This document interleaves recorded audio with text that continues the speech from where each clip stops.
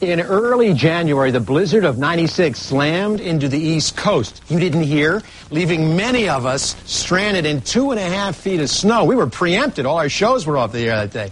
Our next guest braved that weather. And how brave? I'm going to tell you in a minute. He braved that weather to transport medical staff to and from a local hospital here. And what's even more amazing about this story is that Marcus Culvert is completely paralyzed from the waist down. Please welcome Marcus Culvert. It's nice to have you here. Nice to be here.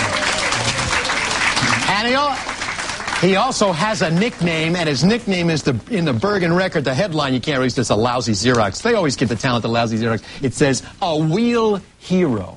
Ah, play on words here. And he is a wheel hero. Well, are we going to embarrass you today or what? Yeah, it seems that way. No, it's all right. Let me talk about your I want to say illness, but it's not. I mean, you're paralyzed. You were paralyzed how? In a motorcycle accident. In Japan? In Japan. But you have said the accident that nearly killed me actually saved my life. Absolutely. Okay, so deal with that. I've been waiting to hear the answer to that one all day. Well, at the rate I was going, I was living in the fast lane, so to speak. I thought I had all the things in life that were really important. I had money, sports car, 2 motorcycles, and I was very, very popular in Japan and on my way up, actually. And what career were you in? I'm a musician. Okay. Yeah, I play bass guitar, used to play drums and choreographer and produce and stuff like that. And I was doing quite well for myself. So you were hot. Oh, yeah. And all these things that you dream about, because where your career goal comes from, when you're a kid, you dream about stuff like that. Is that where you were heading? Yes, fulfilling all those career dreams? I felt so, yes. So your life changed one afternoon when you got struck? Yes, actually, it was 10:55 in the morning. And what I did was I was working on a Navy base in Japan. Because as a lot of people do know, a lot of people don't know that Japan is extremely expensive. So what I did was I worked part-time in a sporting goods store in a Navy base. This way I had military privileges to buy stuff and gas and stuff like that. That's how I cut down on my living expenses. So I was with a friend of mine. I was on my way to work. It was 10:55. I said, oh, my goodness, I got to get to work.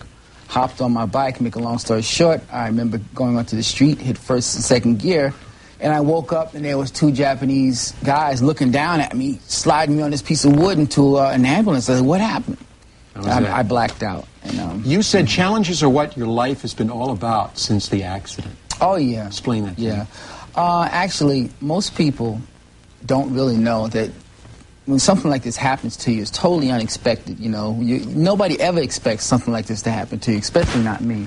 I mean, I was in competition shape for bodybuilding. I was well on my way. You know, I was much bigger than I am now. But you never expect nothing like this to happen to you. And that sudden life change is just really, really devastating mentally and physically. But you were into choreography, a musician, a drummer, using every extension you have here. Yes. Why didn't you collapse? Because you were big and strong physically, and now suddenly you can't do it anymore. Yeah. Why didn't you emotionally retreat? Why didn't you get into all that depression stuff? Well, I did go through that, and you do go through that when something like this happens to you. You do go through. I went through all of that, the depressions, wanting to commit suicide. In the hospital I was in, they had to keep the medication away because they knew I was freaking out. I was really freaking out. I've hit my low already as far as that's concerned.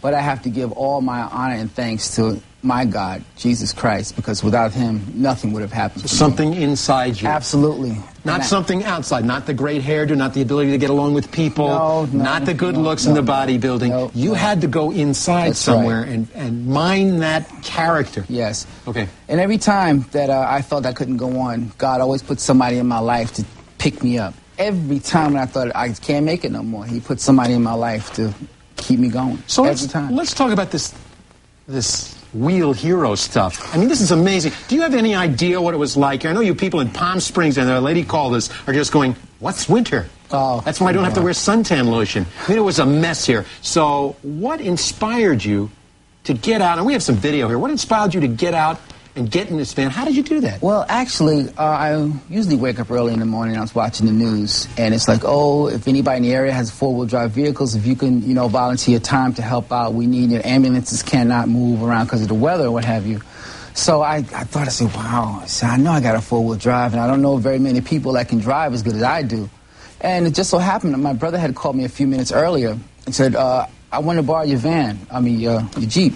I was like, okay, no problem. So he came over, and I said, well, how long are you going to be gone? It's like 9:30 in the morning. Yeah. Oh, I'll be home about 2 or 3 o'clock in the morning. I was like, oh, no, you're not. I said, I'll take you to work.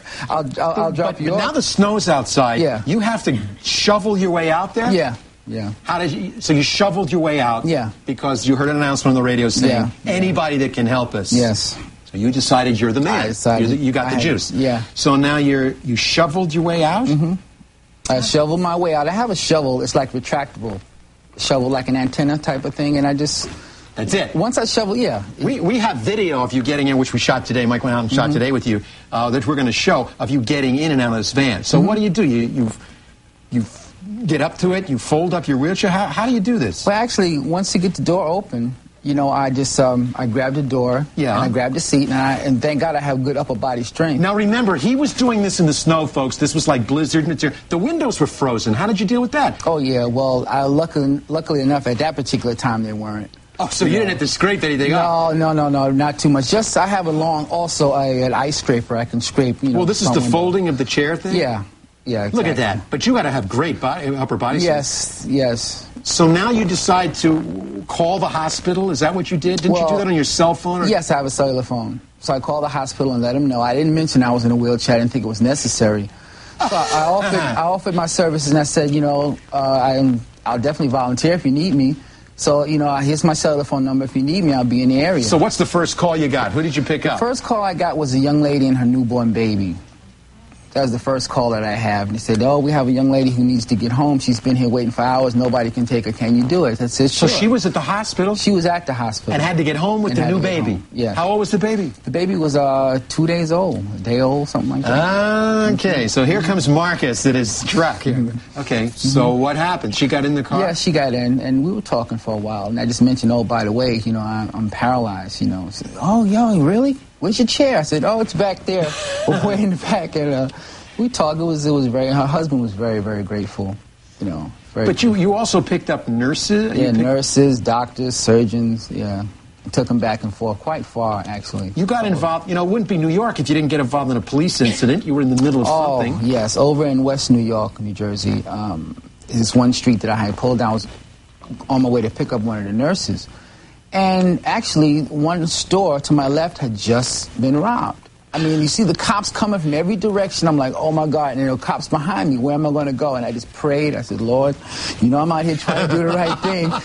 So I just ducked down and waited for the smoke to clear. And as soon as the cops pulled out, I just went up my way. That's it. Well, I know these nurses, when they found out that you were doing this, you didn't get off duty like 1 o'clock in the morning.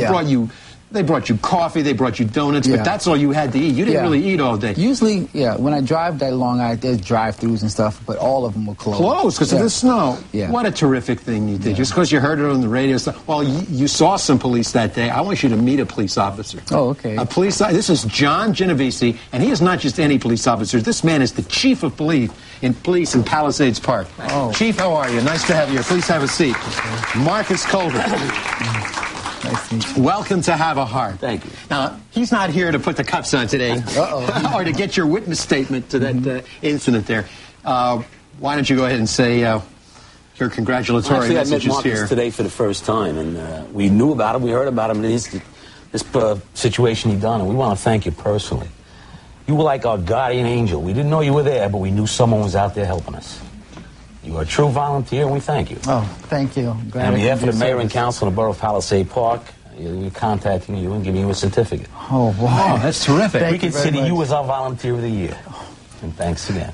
Okay, thank you very much. Thank you very much. It must, for a police officer, it must be a kick. You hear all this bad stuff about people. You deal with the bad guys all the time and do it well. Because I live around here, I've called you a couple of times. But it must be, this is, citizen involvement is what it's all about, really, and you're unaware. It must be great to meet somebody that really took that seriously. Makes the job that much easier, to be very honest with you. There's people out there, not always out there to deal with the bad element, to deal with the good element, and not nowhere, shape, or form do we know he was even out there. But he stayed out there in an element that was the cold, the wind, everything. And you had your hands full. We didn't have enough four-wheel drives. If it wasn't for people like Marcus, we wouldn't have got the job done that had to be done.